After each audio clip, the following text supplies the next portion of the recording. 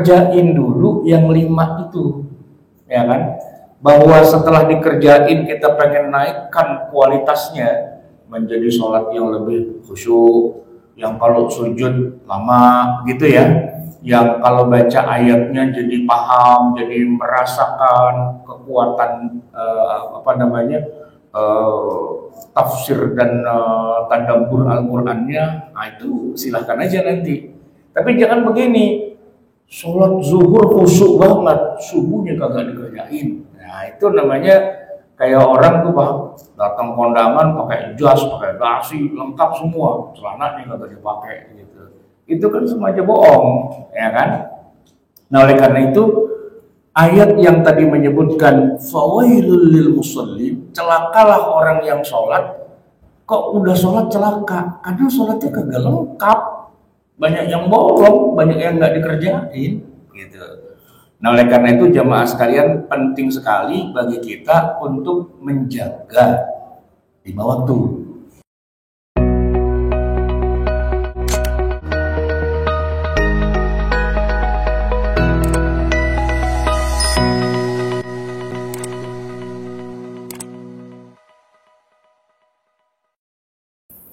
Bismillahirrahmanirrahim. Assalamualaikum warahmatullahi wabarakatuh.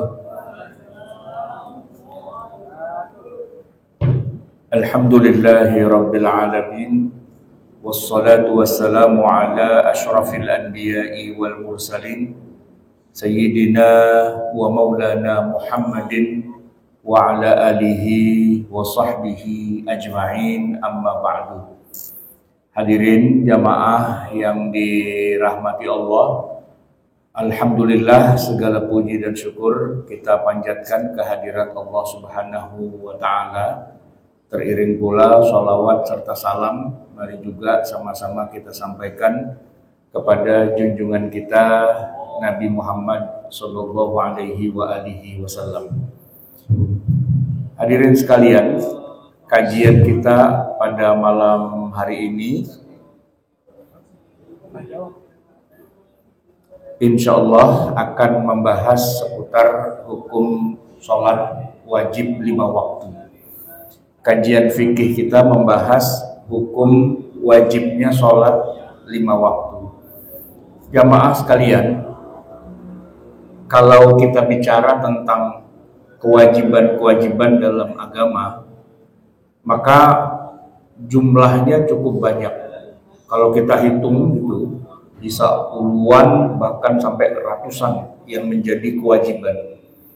Belum yang sunnah, pasti lebih banyak lagi. Tapi dari semua amal yang sudah Allah perintahkan, baik yang wajib ataupun yang sunnah, semuanya akan akan dihisab di hari kiamat nanti, tapi dengan cara diurutkan dari yang paling pokok kepada yang paling, ya istilahnya paling ringan lah begitu. Nah, dari semua kewajiban agama, maka yang paling nomor 1 yang pokok itu adalah sholat 5 waktu. Jadi Nabi sendiri yang bersabda, inna awwala ma yuhasabu bihil abdu min amalihi yaumal qiyamati as-sholah.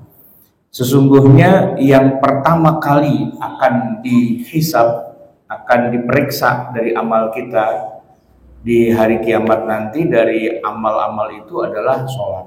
Sholat di sini maksudnya sholat 5 waktu. Ya, sedangkan kalau sholat kan jumlahnya banyak, ada sholat sunnah gitu ya. Nah, itu diperiksa juga, dipertimbangkan juga, tapi istilahnya tidak menjadi pertimbangan pokok. Dia sifatnya tambahan saja, istilahnya nafilah. Ada pahalanya alhamdulillah buat nambah-nambah gitu ya. Tapi kalau nggak ada pun nggak ditanyain ya. Nah, yang jadi masalah adalah sholat yang 5 waktu. Begini jamaah sekalian, setiap muslim itu kan ada malaikat yang nyatet. Ada istilahnya malaikat raqib dan malaikat atid. Nah, segala tindak tanduk kita selama kita di dunia, pada akhirnya itu akan dibuatkan rekap laporannya ketika kita menghadap Allah. Selain para malaikat itu mencatat pelanggaran-pelanggaran, dosa-dosa, larangan-larangan yang banyak itu, kalau ada yang dilanggar dan sebagainya kan ada catatannya. Tapi juga malaikat itu punya tugas apa? Mencatat kewajiban-kewajiban yang belum dikerjakan. Jadi ada dua itu Pak, dosa itu. Ya kan? Karena juga ada dua kan, ada perintah yang mesti dikerjakan dan ada larangan yang tidak boleh. Nah, kalau larangan yang tidak boleh dilanggar ternyata dilanggar, kan ada catatannya. Ada catatannya. Nah, begitu juga jangan lupa ada juga perintah-perintah yang seharusnya dikerjakan tapi nggak dikerjakan. Nah, di antara sekian banyak itu kita lagi balik lagi yaitu bicara tentang sholat 5 waktu. Jadi jamaah sekalian, pengadilan yang kita nih semua nanti akan dihadirkan sebagai tertuduh, sebagai orang yang akan dihisab itu, pengadilannya temanya adalah tentang sholat 5 waktu. Nah, oleh karena itu jamaah sekalian, sangat penting buat kita untuk bisa menjaga sholat 5 waktu ini. Yang penting itu Pak, minimal itu dikerjain gitu. Karena kadang-kadang banyak juga orang yang kalau bicara tentang sholat yang dia rebutin khusyuk apa enggak gitu ya, padahal sebenarnya masalah khusyuk bukannya enggak penting sih ya, tapi dia tidak masuk dalam hal-hal yang rukun dalam sholat itu enggak, kewajiban juga enggak, ya kan. Termasuk orang kalau sholat enggak khusyuk, bukan berarti saya bilang udah enggak khusyuk aja, bukan begitu. Tapi orang kalau sholat enggak khusyuk, bukan berarti sholatnya enggak sah atau enggak diterima. Sholatnya tetap diterima, paling pahalanya yang turun, gitu ya. Nah, tapi kalau ini waktu subuh, terus dia kagak bangun gitu, dan kagak sholat subuh, nah itu jadi urusan, ya.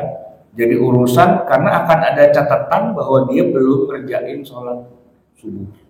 Nah, oleh karena itu yang paling penting itu sebenarnya bukan ya bagaimana ngomongin kualitasnya sholat, itu belum. Maksudnya belum bukan berarti nggak penting ya, tapi yang paling pokok, yang paling dasar dikerjain dulu. Nah, gitu. Dikerjain apa enggak? Ancaman-ancamannya itu Pak kalau di dalam Al-Quran banyak. Misalnya Allah menyebutkan di dalam surat yang mungkin kita sudah hafal semua. Ya, bunyinya begini. A'udzubillahi minasyaitonir rajim. Fawailul lil musallin. Celakalah orang yang sholat. Dia sholat tapi celaka. Kenapa? Alladzina hum an sholatihim sahun. Yaitu mereka yang dalam sholatnya, bukan dalam sih, an itu artinya dari, lalai dari mengerjakan sholat, bukan lalai ketika lagi sholat, itu beda Pak ya. Kalau lalai ketika lagi sholat itu alladzina hum fi sholatihim sahun. Di dalam sholat dia ingat tadi duit taruh di mana tuh ya, tadi kunci ada di mana tuh ya, kan pikirannya kemana-mana. Aturan sholat subuh 2 rakaat dia 3 rakaat ya kan, itu kan namanya dia nggak khusyuk tuh ya. Tapi kira-kira orang kayak gitu masuk neraka nggak Pak? Kalau emang dia cuman istilah kata pikirannya kemana-mana, kira-kira neraka wahil nggak? Enggak, dia namanya juga orang salah ya kan, makanya ada sujud sahwi ya kan.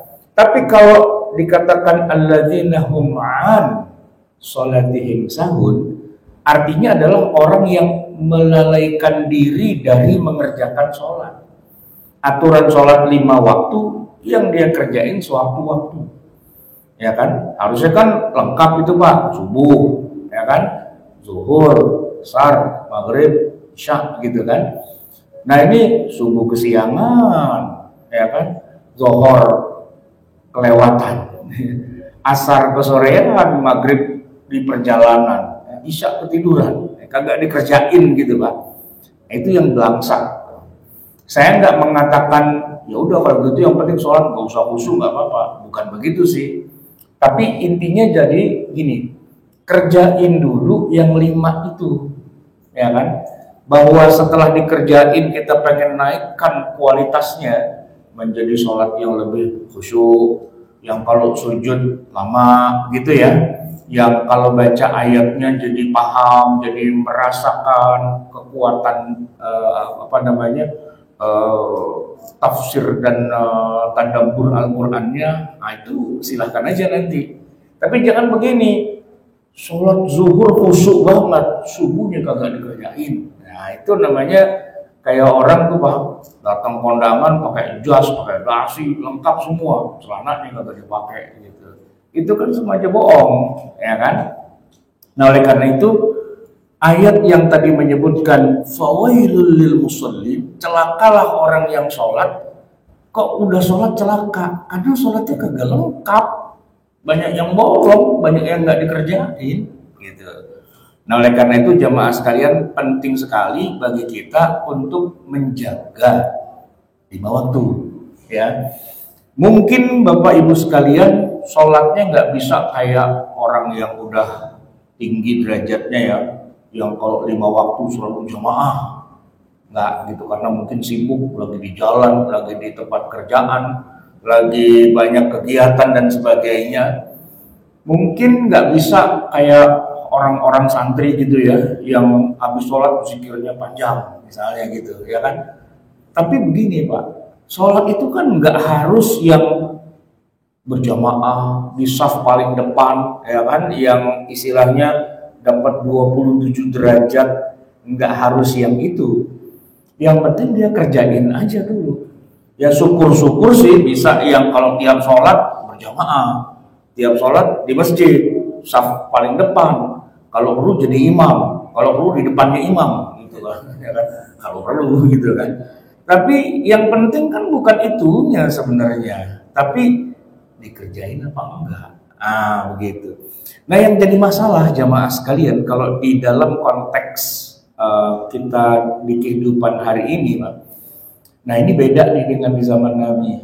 Kalau di zaman Nabi tidak ada orang Islam ya, yang dia tadinya non muslim pastinya kan, orang kafir gitu aslinya, terus dia baca syahadat, terus dia masuk Islam gitu.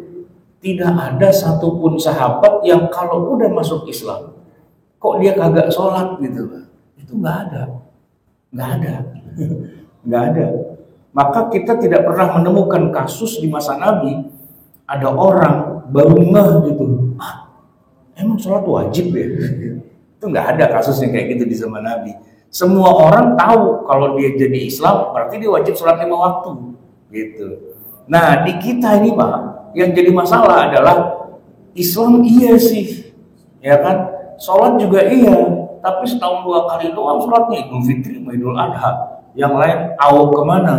Bukan di sini nih Pak, sono Tanjung Priok kan laut senona gitu yang pada begitu modelnya. Jadi dia sholat sih, cuman kalau ingat doang gitu. Katanya aqimis sholata lidzikri. Dirikanlah sholat kalau ingat gitu. Kalau nggak ingat lewat gitu Pak. Nah ini yang jadi masalah ya kan. Nah oleh karena itu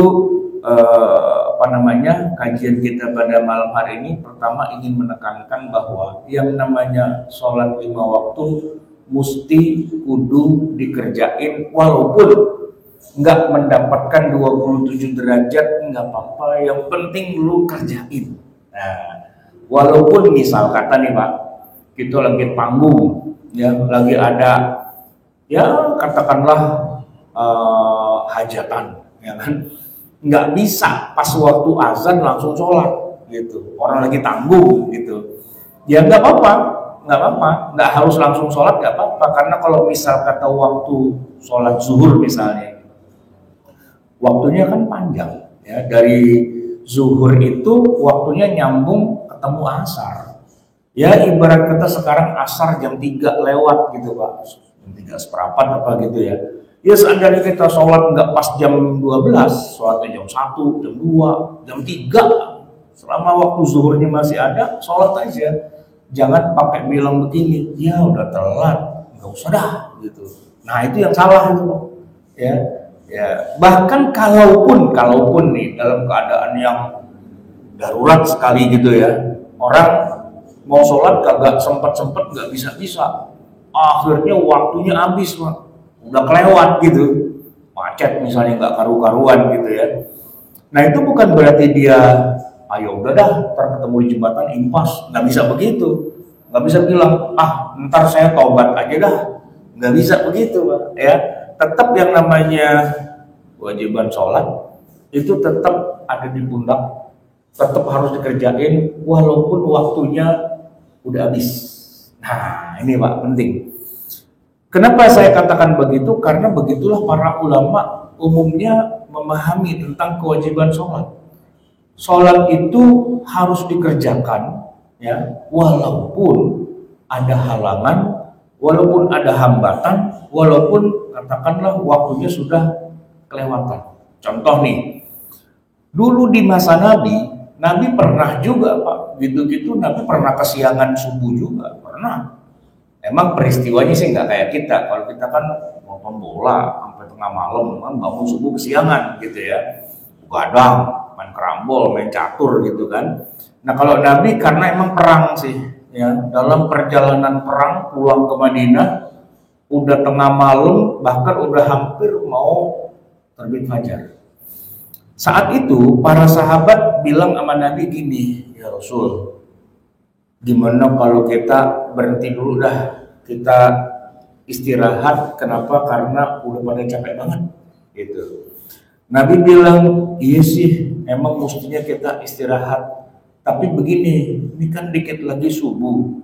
Nah kalau kita tidur sekarang istirahat, saya khawatir kita pada kesiangan. Terus gimana? Ya jangan tidur dulu, jalan aja sekalian gitu. Nah disitulah kemudian Bilal, sahabat Nabi itu bilang begini, ya Rasul, Anda silahkan istirahat. Yang lain juga urusan subuh, urusan saya kan muazin. Jadi biar saya yang begadang, saya yang jagain. Ntar kalau ada waktu subuh, saya azan, saya bangunin semua. Ya Nabi percaya sama Bilal, emang Bilal tiap hari kerjaannya begitu, dia tukang bangunin, ya Nabi tidur. Sahabat pada tidur, ontaknya dia pada tidur, semua pada tidur, gitu kan. Nah, tinggal Bilal dia sendirian, ya kan, bingung dia. Ini nungguin subuh, belum subuh juga, ya kan, kelamaan. Akhirnya lama-lama dia ngantuk juga, ya kan. Dia tahu nih kalau gua tidur habis nih urusannya. Maka kata Bilal, saya keliling-keliling aja, jalan, semua jalan, periksa-periksa gitu kan. Tapi jalan-jalan itu lama-lama dia capek juga, akhirnya dia duduk nyender sambil ngadep ke arah timur gitu. Siapa tahu nggak lama fajar subuh merengkah gitu kan. Cuman ditungguin kagak nongol itu fajar gitu kan. Akhirnya bener Bilal ketiduran gitu. Dalam pandangan Bilal sih dia cuma ngerasain kayaknya cuma merem sebentar doang, cuma ngedip doang. Kenapa tiba-tiba ada matahari gede banget di situ? Ternyata dia memang kesiangan Pak. Dan yang bangunin justru Nabi. Nah, di saat itulah kemudian ya Nabi dan para sahabat kesiangan, belum sholat subuh dan matahari udah di atas.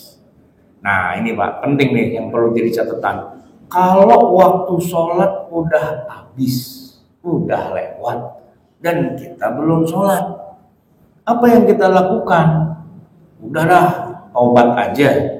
Atau kita tungguin dah besok sholat subuh 2 kali gitu misalnya. Ternyata tidak. Ternyata Nabi memerintahkan Bilal untuk azan. Bilal bingung Pak. Orang matahari udah tinggi, azan apaan ya Rasul? Azan subuh, masa azan zuhur, belum zuhur itu, ya kan? Nah Bilal rada bingung, soalnya kan azan subuh kan ada itu, as-sholatu khairum minan naum kan gitu. Nah ini dia teriak begitu di bawah matahari. Kata matahari, wah apaan naung-naung lo gini hari lo, suatu kalau memang lo kesiangan gitu kan. Makanya Bilal rada pales sedikit tuh Pak suaranya, jadi gak enak itu azannya gitu kan. Sholatu khairum minan naum. Gak enak banget lihat matahari gitu kan. Nah, sekali-sekalinya tuh Bilal kalau azan pales tuh ya di situ itu Pak, ya kan. Dan begitu selesai azan, qomat, Nabi jadi imam di depan. Yang lain semua jadi makmum di belakang, ya kan. Salat apaan? Salat subuh. Jam berapa? Udah siang, jam 9. Ya kan. Emang masih boleh? Ya itu buktinya Nabi sholat. Dan memang Nabi pesan, begitu selesai sholat, ya ceritanya Nabi kultum dah gitu kan. Apa intinya? Man nasiyas salata au nama anha, siapa orang yang terlupa dari mengerjakan sholat, au nama anha, atau dia ketiduran kayak kita, fal yusalliha, maka segera dia lakukan sholat. Idza dzakaraha, begitu dia bangun, begitu dia ingat gitu. Jadi sholat subuhnya Nabi pernah sekali itu Pak kelewatan gitu ya. Nah dari situlah kita kemudian mengambil sikap, mengambil kesimpulan hukum bahwa tidak ada istilah kewajiban sholat yang angus, nggak ada. Ya nggak boleh sih melalaikan sholat sampai habis waktunya, tapi kalau kenyataannya memang terjadi juga, terus gimana? Ya tetap sholat gitu, walaupun waktunya udah lewat. Pak, sebenarnya kejadian di masa Nabi itu bukan sekali doang sih.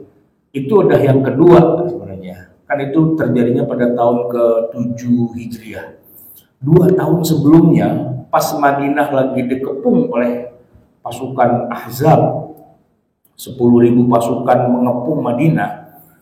Nabi itu kan pakai strategi menggali parit, ya kan? Paritnya itu dalam juga sekitar 3 meter. Terus lebarnya itu 5 meter dan panjangnya dari ujung ke ujung itu ada 5 kilo gitu. Cuman karena memang musuhnya itu jumlahnya banyak sampai 10.000, Nabi itu terpaksa harus jagain terus tuh paritnya itu. Soalnya bisa jadi ada yang terobos gitu kan. Nah kalau musuhnya 10.000, Nabi pasukan cuma 3.000. Musuhnya bisa aplusan, ya bisa sip-sipan, Nabi sama sahabat kagak bisa. 24 jam dia mesti jaga di situ, ya kan? Nah, datang waktu zuhur, ya kagak bisa bilang musuh, kita break dulu ya. Ini lagi pada sholat nih, habis ini isoma gitu kan, nggak bisa begitu. Mau perang, bunuh. Gitu. Jadi Pak, Nabi dengan para sahabat tuh waktu itu zuhurnya lewat, asarnya lewat, maghribnya lewat, ya kan? 3 waktu tuh lewat. Perang sih memang gitu ya. Nah, tapi yang menarik Pak, udah malam ketika musuh udah selesai gitu ya, perangnya udah selesai, Nabi meminta Bilal untuk azan. Ini tengah malam nih, kira-kira jam 12 lah begitu, ya kan? Orang kaget Pak, se-Madinah ada apaan Bilal? Isya udah lewat, subuh masih lama, tengah malam udah azan. Orang pada bingung, gempar Madinah. Datang nih pada ke masjid kan. Ternyata di masjid udah ditungguin sama Nabi. Nah, Nabi yang masih tahu. Kalian itu tadi kan belum pada sholat zuhur. Yuk sholat zuhur sekarang. Kata sahabat, sholat zuhur bukan udah lewat ya Rasul. Iya, tapi kan belum sholat kan. Iya sih, ya udah ya sekarang sholat. Tengah malam ya Rasul. Iya tengah malam. Bukannya udah Allah ampuni aja gitu. Wah gak ada Allah ampuni, enggak. Tetap mesti kudu dikerjain. Nah itu Pak, itu Nabi loh, bukan kita gitu, bukan ustadz, bukan ulama gitu ya, bukan siapapun, itu Rasulullah, orang yang terpilih oleh Allah. Beliau itu Pak, zuhur belum dikerjain, tetap jadi urusan. Maka beliau kerjain sholat zuhur, dan semua sahabat yang nggak sholat zuhur hari itu diajak sholat zuhur berjamaah pula di masjid pula, ya kan? Begitu sholat zuhur 4 rakaat kan, zuhur tengah malam, selesai tahiyat salam, kata Nabi Bilal, qomat lagi. Apa? Asar kan belum.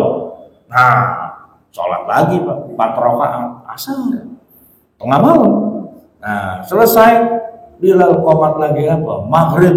Nah, maghrib 3 rakaat. Selesai qomat lagi apa? Isya. Nah, kan isya belum juga dikerjain. Jadi Pak, sholat zuhur 4 rakaat, sholat asar 4 rakaat, maghrib 3 rakaat, isya 4 rakaat, dirapel sekaligus jadi satu di waktu itu. Pakai jeda sih, pakai salam, takbiratul ihram lagi gitu Pak. Tapi diselesaikan di malam itu juga. Itu hadisnya Sahih Bukhari, Sahih Muslim Pak. Jangan barangan itu. Maka tidak ada istilah orang Islam kok bilangnya gini, ya udah lama utang saya gitu. Udah lama Allah udah lupa kali. Enggak ada istilah udah lupa. Malaikat hilang kali catatannya. Enggak, ada catatannya gitu kan. Jadi mau langsung dikerjain atau entar atau besok atau kapan, ada jeda setahun, 2 tahun, 3 tahun, 10 tahun, tetap aja itu yang namanya catatan utang sholat yang belum dikerjain itu tetap nanti akan ditagih di hari kiamat. Nah, oleh karena itu jamaah sekalian, usahakan sholat dikerjain sebelum waktunya habis, gitu kan? Sebab kalau belum dikerjain juga, waktunya udah habis, 2 tuh dosanya sekaligus. Kenapa? Pertama jadi utang, kedua kenapa lu telat?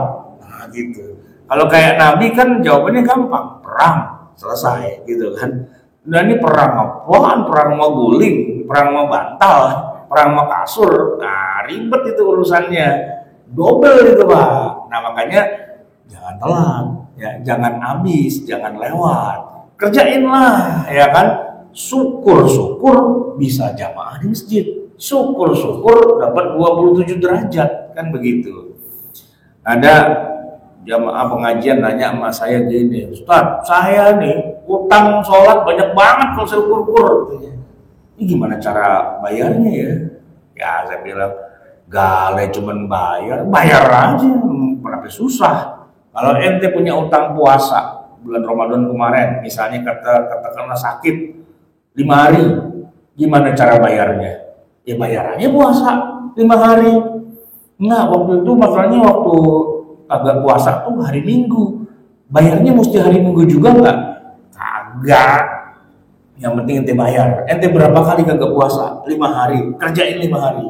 Mesti berturut-turut apa bisa sedikit-sedikit? Terserah. Ya kan? Nah, begitu juga sholat. Sholat tuh nggak ada istilah harus kerja ini tadi nggak sholat subuh, apa nyari waktu subuh lagi, nggak harus. Gitu. Yang penting jumlahnya klop. Ya, syukur-syukur lebih Pak, karena kita nggak tahu, ya kan, berapa nih jumlah utang kita. Syukur-syukur lebih, asal bisa jangan sampai kurang gitu. Sebab kalau sampai kurang tekor ribet juga urusannya di akhirat itu Pak. Nah itulah jamaah sekalian terkait dengan kewajiban sholat 5 waktu yang harus kita perhatikan.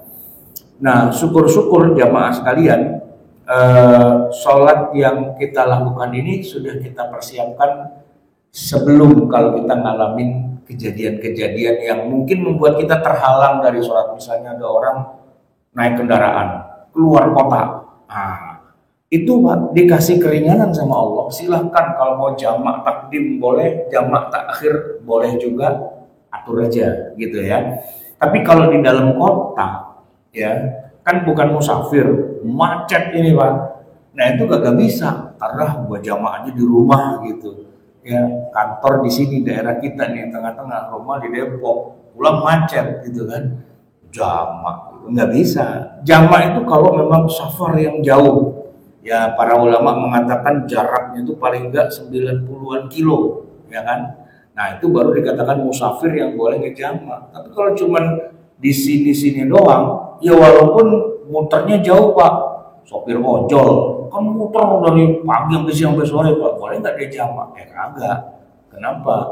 Ya kalau emang begitu, emak kita di dapur juga tiap hari muter, tiba-tiba sholatnya jamak. Kenapa boleh jamak? Musafir ini. Musafir dari mana? Dari dapur, kamar mandi, ke depan, ke pasar, bolak-balik. Ya gajah gijik doang itu bukan musafir, gitu ya. Baik jamaah sekalian yang dirahmati Allah, sebelum kita akhiri mungkin ada pertanyaan dari jamaah, silahkan, mikrofonnya ada.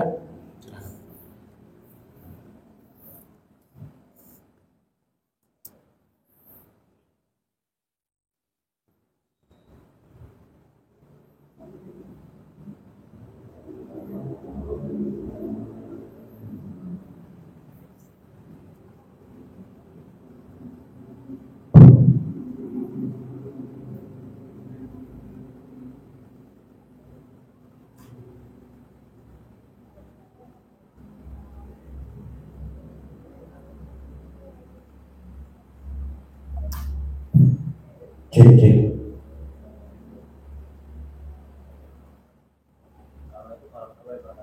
Waalaikumsalam warahmatullahi wabarakatuh. Kita berjamaah, terus kan kalau misalkan sholat itu kan baca Fatihah itu kan wajib. Nah, kita kan jalan, nah, orang kita baru nyampe akhir, kita baru nyampe terus masuk masuran, terus kita nggak baca Fatihah, kita baca lagi. Oh iya, ini pertanyaannya ini sholat jamaah nih Pak. Kita datang udah agak telat, begitu masuk imam udah selesai baca Fatihah, ya udah waladolin amin, kita baru masuk, ya kan? Nah itu apakah kita sebagai makmum tetap mesti baca Fatihah sendiri atau nggak usah? Ya, gini jamaah sekalian, membaca Fatihah itu termasuk rukun yang wajib dibaca bukan hanya oleh imam tapi juga oleh makmum. Tapi kalau misalnya makmumnya datangnya udah telat, ya maka dia tetap wajib baca Fatihah sebisa yang dia bisa kerjain. Misalnya gini Pak, waladolin amin, imam baca nih ayat pendek, qul huwallahu ahad, Allahu somad, gitu kan. Baru datang dia kucul, Allahu akbar. Nah dia baru baca bismillahirrahmanirrahim, alhamdulillah. Imam udah ruku, Allahu akbar. Nah ini terusin apa enggak nih? Fatihah baru dapat dua ayat, gitu kan. Kalau dia terusin, imam bangun dari ruku, sami Allahu liman hamidah, batal Pak dia jadi makmum. Tuh, jadi gimana dong? Ya kalau begitu, walaupun baru dapat 2 ayat dan imam sudah ruku, mau nggak mau kita ikut ruku. Berarti Fatihahnya belum selesai. Iya, sah. Kenapa? Karena ada hadis Nabi bunyinya, man kana lahu imam faqira'atul imami lahu qira'ah. Siapa yang sholat ada imamnya, maka bacaannya imam itu mengcover bacaannya dia. Tapi dia mesti baca dulu, dalam arti ya kalau emang ada kesempatannya jangan ngomong aja, baca juga. Nanti yang kurangannya tuh di cover sama imam. Batasnya sampai mana? Sampai imam lagi ruku. Imam sudah ruku Pak, Allahu Akbar gitu kan, jamaah baru datang. Nah, kalau dia sempat takbiratul ihram, Allahu Akbar, kemudian dia ikut ruku, Allahu Akbar, lalu sempat bareng sama imam dalam ruku itu dan dapat tumak ninahnya, berarti dia dapat rukunya, maka dapat rukunya berarti dapat rakaat itu. Itu disebutkan oleh Nabi, man adrakar ruku'a faqad adrakar rak'ah. Siapa yang bisa dapat ruku' bareng sama imam, dalam arti ruku'nya bareng-bareng ya, bareng-bareng, tumak ninahnya bareng sama imam, maka dia dapat rakaat itu. Gitu. Nah, itu kalau konteksnya kayak gitu. Sementara kalau tadi kan pertanyaannya waladolin amin, terus dia baru masuk nih Allahu Akbar, nah dia baca Fatihah dan baca Fatihahnya disesuaikan kira-kira sampai selesai gitu kan, ya kan? Jangan begini bacanya, Bismillahirrahmanirrahim, imam udah sujud Pak, kayak gitu. Bacanya yang tepat gitu kan, biar dapat gitu kira-kira. Baik, itu pertanyaan pertama. Ada lagi Pak pertanyaan yang lain? Silakan. Ya.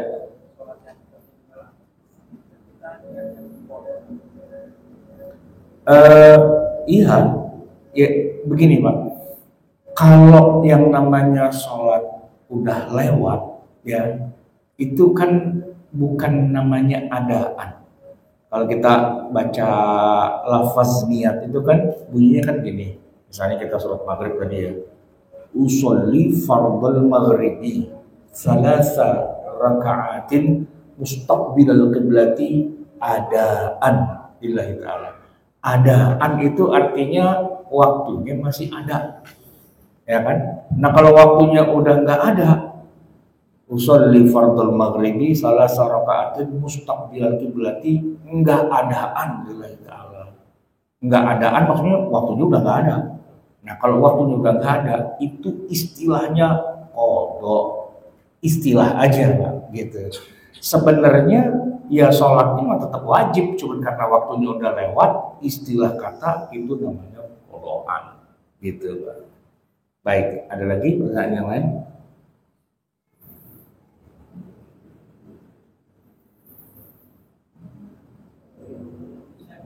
Ya, silakan. Nyampe nggak kabelnya?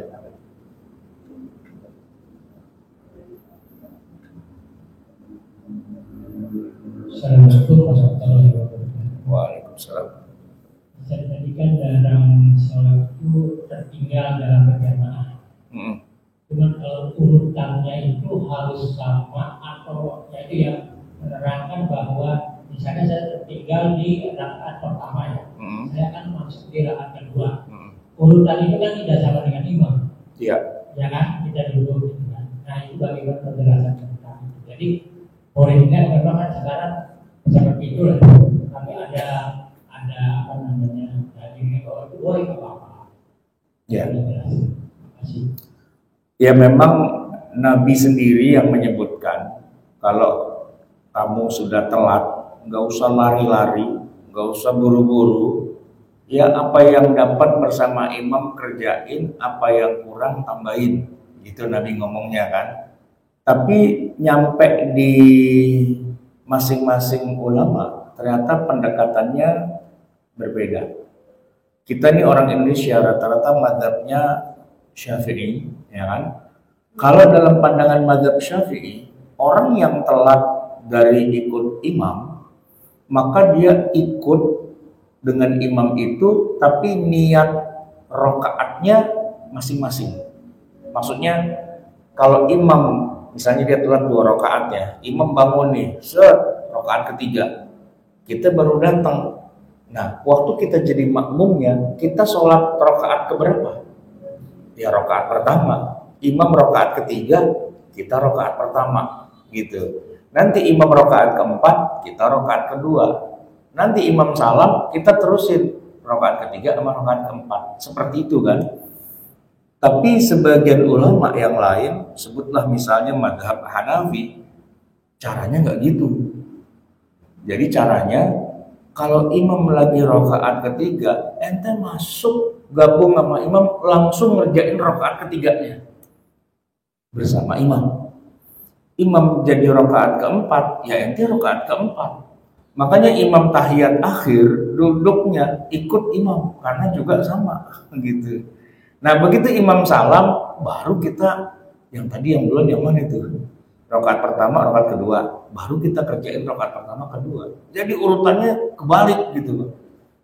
Ikut imam dulu di rokaat-rokaat yang tersisa, setelah itu baru kita balik lagi ke rokaat yang pertama. Nah, 2 pendapat itu efeknya itu juga jadi beda. Ya. Kalau kita nih pakai mazhab Syafi'i, sebutlah sholat maghrib, imam udah selesai rokaat pertama, sekarang dia lagi rokaat kedua.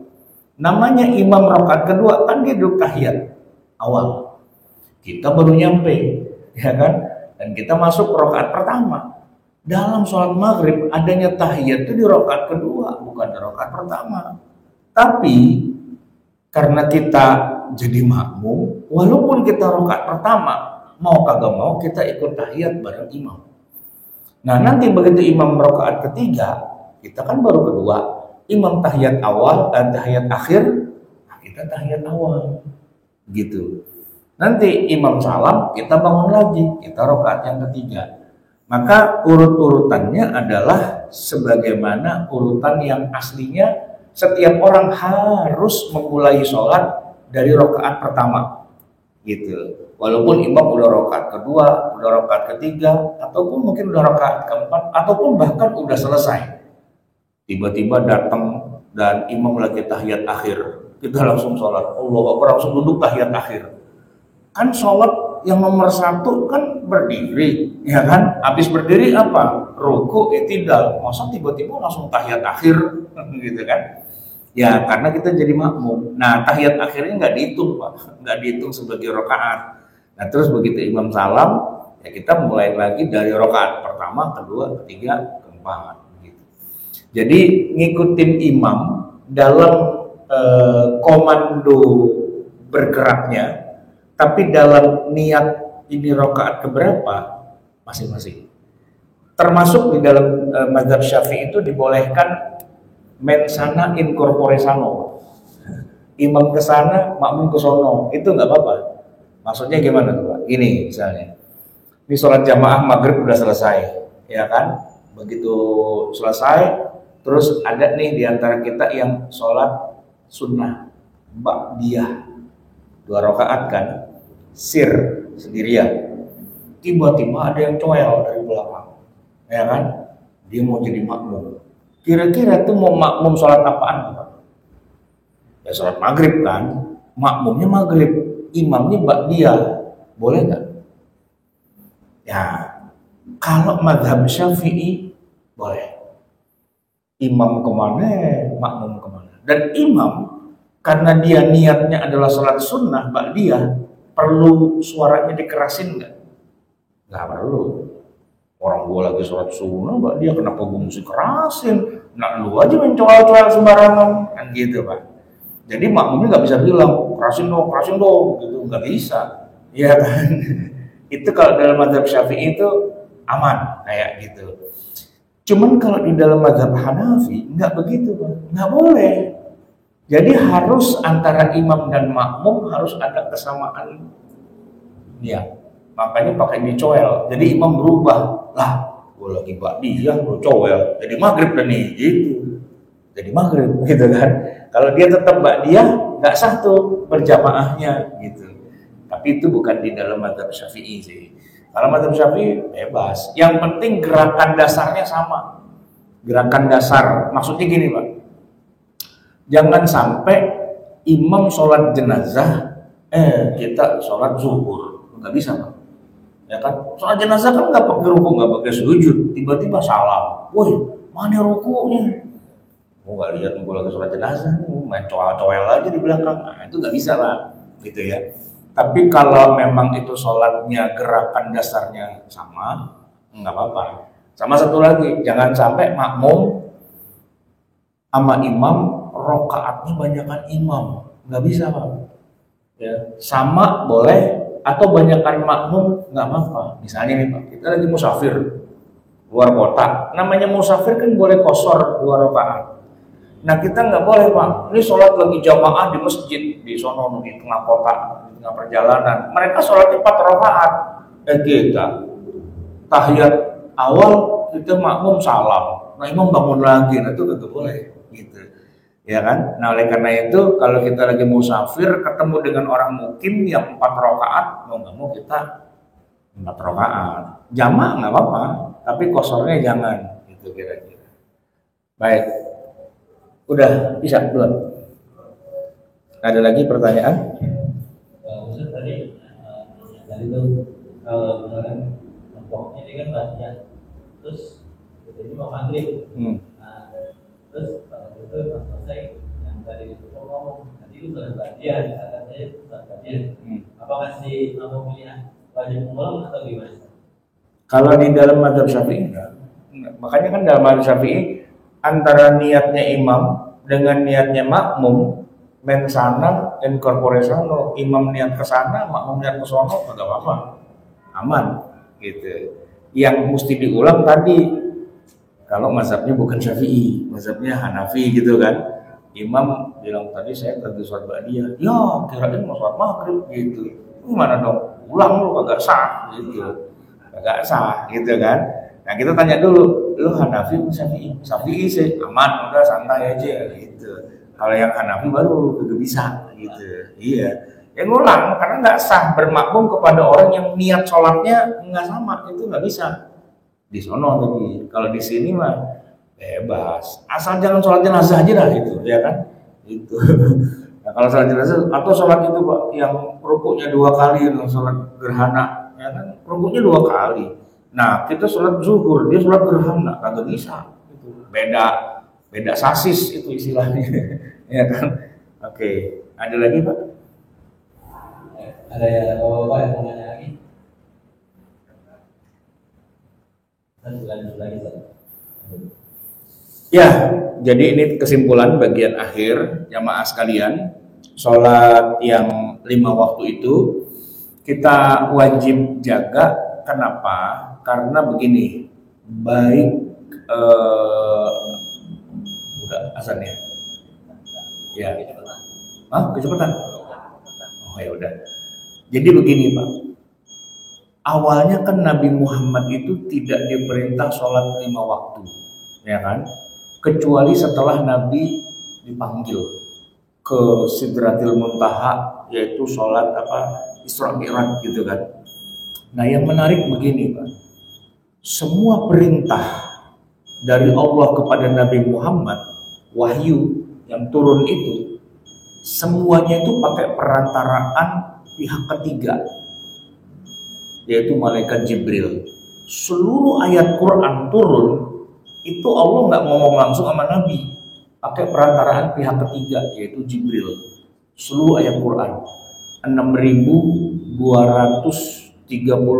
ayat, semuanya itu lewat malaikat Jibril. Nggak ada yang Allah ngomong langsung sama Nabi, ya. Tapi giliran Allah ingin mewajibkan sholat 5 waktu, Jibril minggir. Jibril cuma disuruh ajak Nabi Muhammad kemari, ya kan? Udah diajak Pak, Jibril lu tungguin di luar aja sono. Gitu, kagak boleh ikut. Pertemuannya hanya Allah dengan Nabi Muhammad. Berarti itu misinya penting banget. Ya, misinya penting banget. Nggak ada yang lain, cuma berdua doang, Nabi sama Allah doang gitu kan. Nah yang lain nunggu di luar, Jibril aja di luar Pak, jagain parkirannya gitu kan. Nggak boleh ikut gitu. Begitu udah keluar, nah di jalan ketemu Nabi Musa, panggil lu ya, iya, suruh ngapain? Sholat. Berapa ya? Gocap. Iya gocap, kok tahu? Anda aja gocap, ya gitu. 50 waktu. Coba kata Nabi Musa, mumpung ente masih di sini, mumpung ente Nabi yang paling tinggi derajatnya, saya kasih sarannya, mendingan ente balik lagi aja. Apa? Minta keringanan. 50 susah. Oh umat Anda aja pada belangsak, 50, lu balik lagi ke sana, gitu. Ya bisa. Ente kan Nabi yang paling mulia, udah minta aja keringanan. Minta keringanan, Pak. Berapa dikasih keringanan? Ya korting dah 5, katanya dari 45. Lah, itu mah bukan keringanan gitu. Minta lagi. Gitu. Berkali-kali sampai tinggal 5. Berapa jadinya? 5. Sono minta lagi kata Nabi Musa. Enggak malu saya. Dari gocap tinggal Pak, kita nawar barang di pasar. Berapa duit nih Bang? 50.000. Ya, boleh tawar enggak? Ya tawar dah 45 gitu kan. Udah nih nawar, dikasih goceng.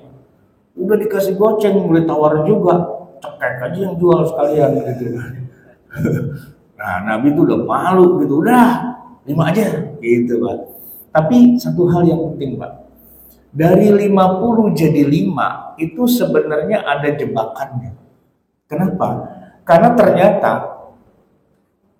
yang harus disetor itu tetap 50, tapi ente kerjainnya 5 aja.